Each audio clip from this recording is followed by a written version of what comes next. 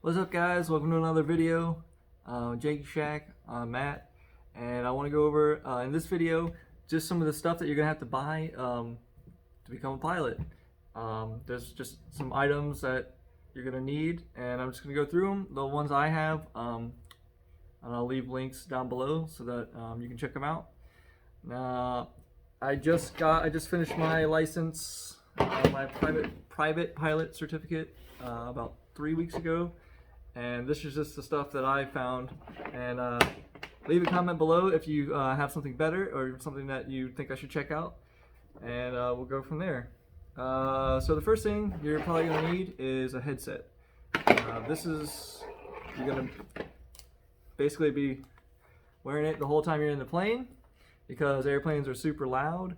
And so for hearing protection, and also you need to be able to talk to your instructor and also to other planes in the traffic pattern if you're flying at untowered airport, and you also need to be able to talk to air traffic control if you're at a towered airport or if you're on flight following or something like that.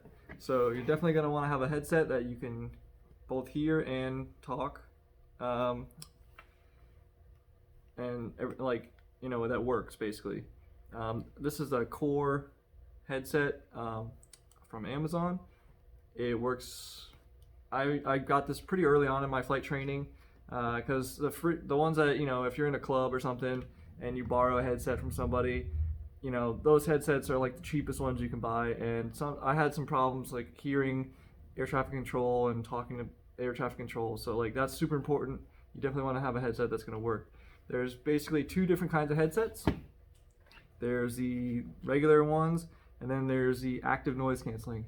The active noise canceling ones are definitely better, but the cheapest ones are like $650 and they go up to like $1,200. They are better, in my opinion. They're not $1,000 better. It just depends. Like if you're doing this, if you're getting a pilot license because you're planning on doing a career in flying, then yeah, I'd go ahead and just bite the bullet now. Buy the $1,000 pair of whatever Bose A20s or what's the other one? Zulus, I think, are the other ones. Lightspeed, Zulu 3, and Sierras or something. Yeah, I mean, if it's for work, at that point it's a tool. So just go ahead and buy them now. But like for me, if you're doing it as a hobbyist or like kind of like, not really serious, as like a career sense, these work really well. And plus, you're gonna need headsets later on for your passengers, so you can always, if 5 years from now I decide it's really worth it for me to get that $1,000 headset, I'll go ahead and buy it then. That's the way I looked at it. So, one more thing on the headset, a couple more things. On these, the only issue I did have with it is if you take off this microphone cover, you see this piece right here. This piece needs to be directly facing your mouth. And if it's like a little bit crooked or something, sometimes it's hard for the other people to hear using the mic. So just make sure, and you can feel it through the phone, that thing is like dead on your mouth.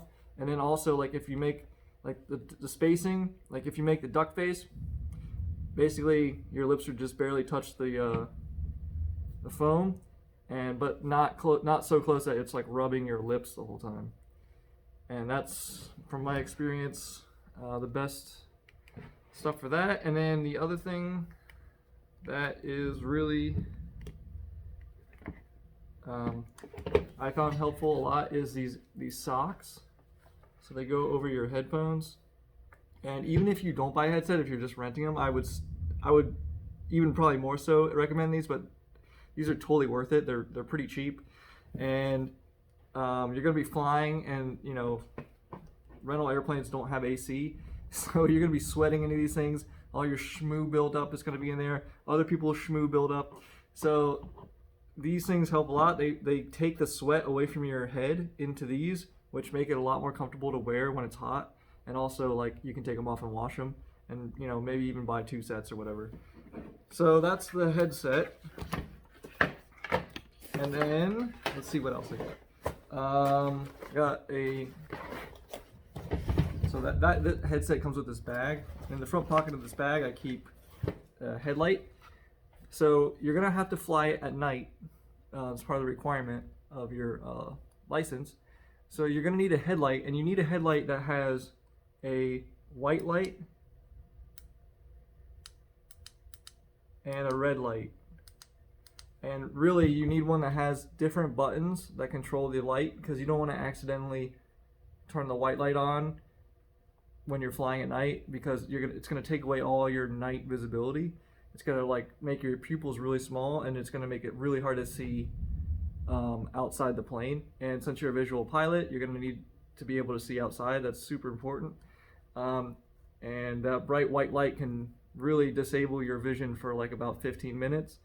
So super important that you're going to use the red light while you're flying, and then, you know, if you're inspecting the plane or fueling the plane or whatever, you're going to want the white light, and doing paperwork afterwards and stuff like that, use a white light for that. So you're definitely going to want the headlight with both, and probably some extra batteries, and I keep them in the same bag as my headset. And let's see, then I have another bag here for all my other stuff. You're going to want a bunch of pens and pencils or whatever. These are super cheap. Just picked them up at a dollar store, but they work.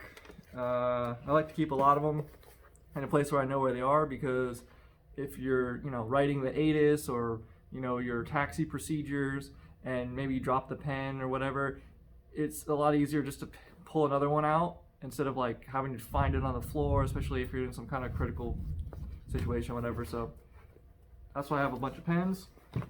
And then basically you're going to need something to write on. So you're going to need a Kneeboard. This Kneeboard is awesome. It's the ASA VFR Kneeboard, and it has a bunch of super useful stuff that I actually use quite a bit, like the cruising altitudes for VFR flight. Like if you're going east or west, you know, they have different requirements. The entire phonetic alphabet, like Alpha, Bravo, Charlie, Delta, all those words are here, along with the Morse code.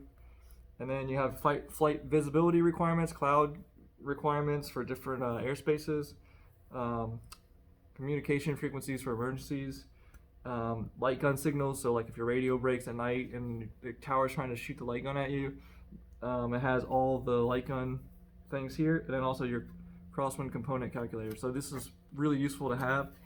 And then you're gonna want the notepads to go on it, where you can write down all your ATIS stuff and, you know, whatever, clearances.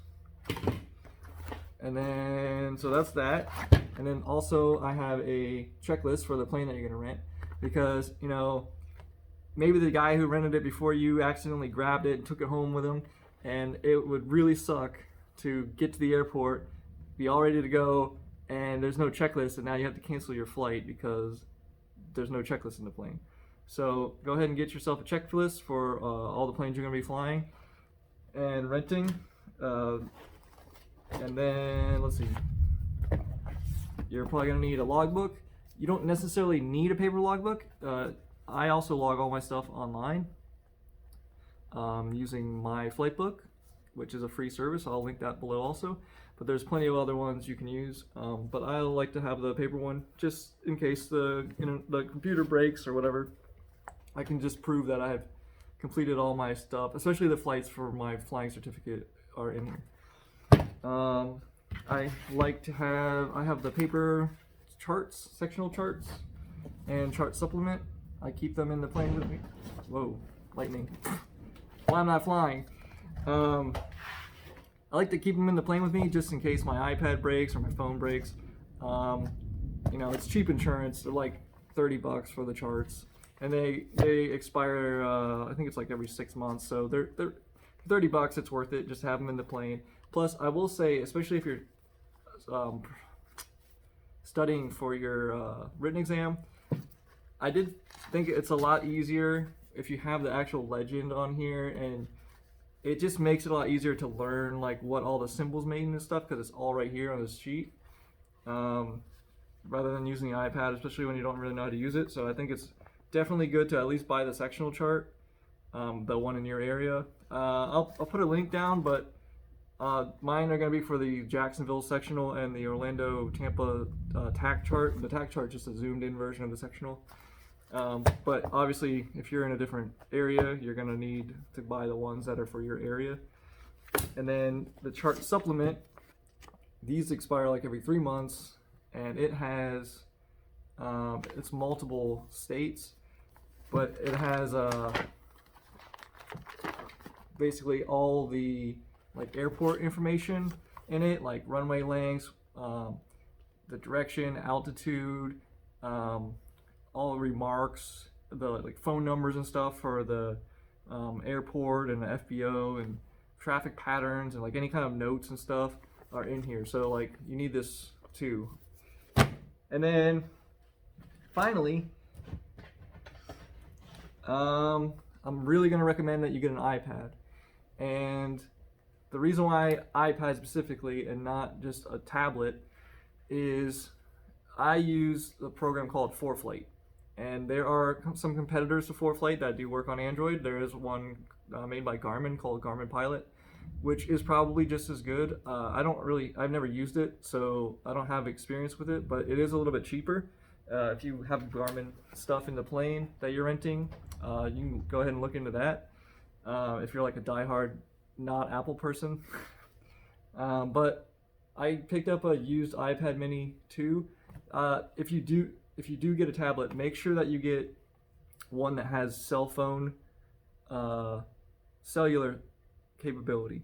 Even if you don't pay for the cell phone data, the cell phone ones have a GPS in them, and the Wi-Fi one only ones do not.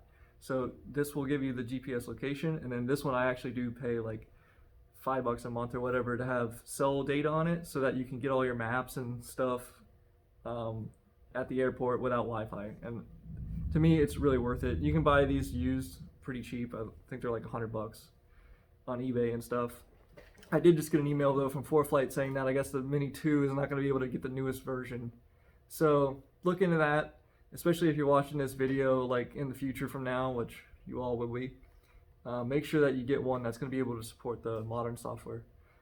But yeah, this one's good. It came with this awesome teal case, so I just go ahead and use it. But yeah, ForeFlight's super awesome, and it pretty much makes all the paper charts obsolete. And basically that's what everybody uses. I mean, the guys in the military use it, commercial guys all use it. It's pretty much like what everyone uses. So it's like $100 a year for the subscription. It's totally worth it. Especially, I mean, $100 sounds like a lot, but that's like less than an hour of flying. So it's like the stuff you can do with it is just, it makes your flight planning and everything and weight and balance way easier. But I will say, don't get too used to the ForeFlight before you take the written exam, because the written exam is going to be totally based on all the old ways of doing it. So you're going to have to learn all that stuff anyway. So maybe hold off on ForeFlight until after you pass the written exam. But yeah, super awesome tool. And as soon as after you get your license, that's probably all you're going to use. You're not going to be using paper charts and stuff. So I hope you guys found this useful, and leave comments below for if you have any different stuff that you guys use, and maybe some recommendations for stuff for me to try. And if you have any other questions about flying, or like how to get how the license process works, or any questions about private pilot certificate, leave them below and I'll make sure to answer them in my next video. So thanks for watching. Please give me a like, subscribe, and bell, and we will see you in the next video.